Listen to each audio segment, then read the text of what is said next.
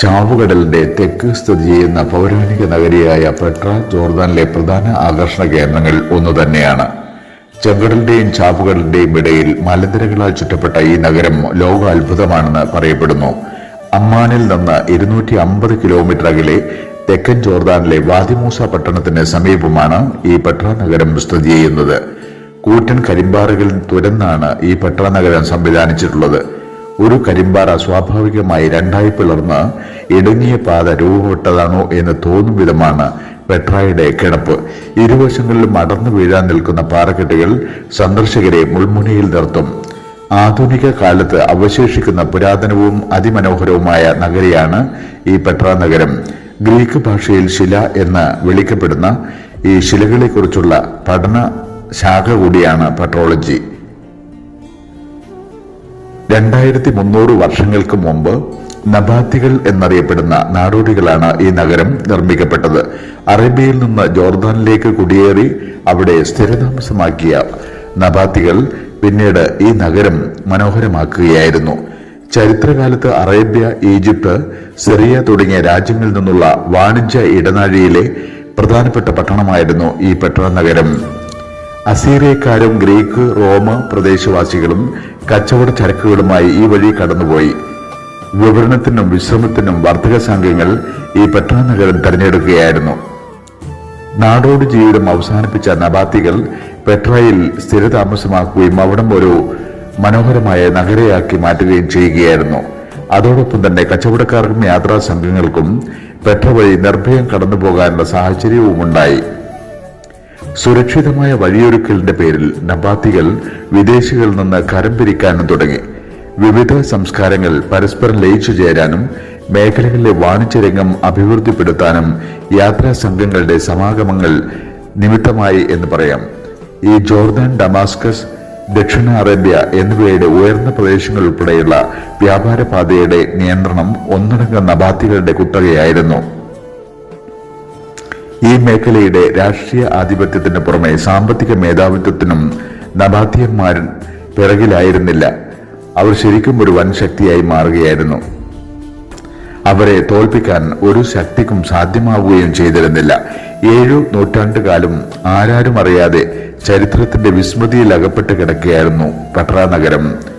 ജോർദാനിലെ ഗ്രാമീണരായ ബന്ധുക്കൾക്കും അറബി വ്യാപാരികൾക്കു മാത്രം അറിയാവുന്ന രഹസ്യ നഗരമായിരുന്നു അന്നത്തെ പെട്ര.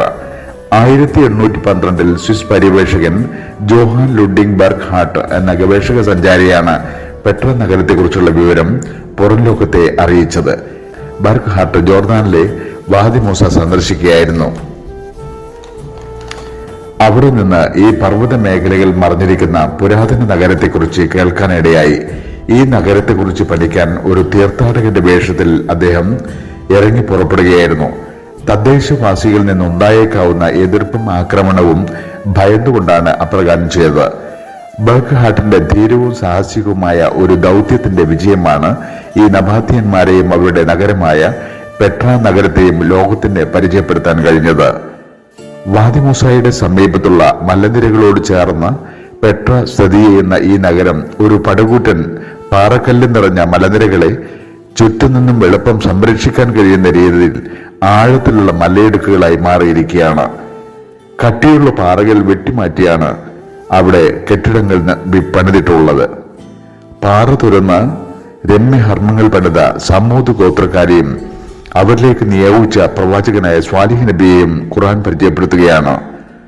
നബാത്തികൾ പാറ തുറന്ന് അമൂല്യ വസ്തുക്കൾ, സ്വർണം, രത്നം എന്നിവ സൂക്ഷിച്ചു വയ്ക്കാനായി ഒരു വലിയ കെട്ടിടം നിർമ്മിക്കുകയായിരുന്നു.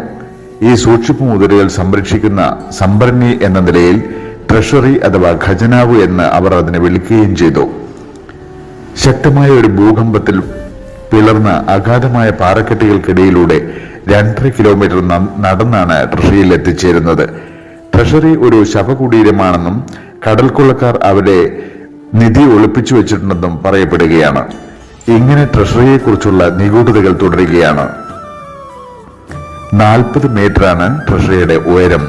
ഇവിടെ ധാരാളം ദൃശ്യങ്ങൾ സന്ദർശകരെ കാത്തിരിക്കുകയാണ്. ആരാധനാലയങ്ങളും ശവകുടീരങ്ങളും വിശാലമായ കെട്ടിടങ്ങളുമാണ് പെട്രയിലെ പ്രധാനപ്പെട്ട ആകർഷണ കേന്ദ്രങ്ങൾ.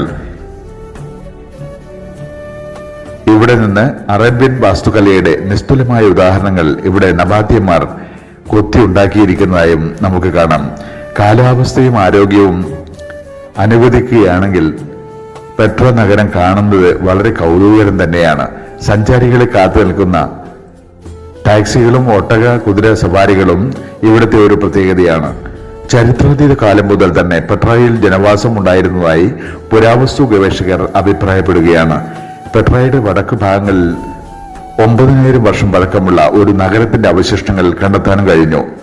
മേഖലകളിലെ പ്രബല ശക്തികളിൽ നിന്നുള്ള ആക്രമണങ്ങളെ അതിജീവിക്കാൻ നബാത്തികൾ നിരന്തര പോരാട്ടങ്ങളിൽ ഏർപ്പെട്ടിരിക്കുന്നതായി മനസ്സിലാക്കി.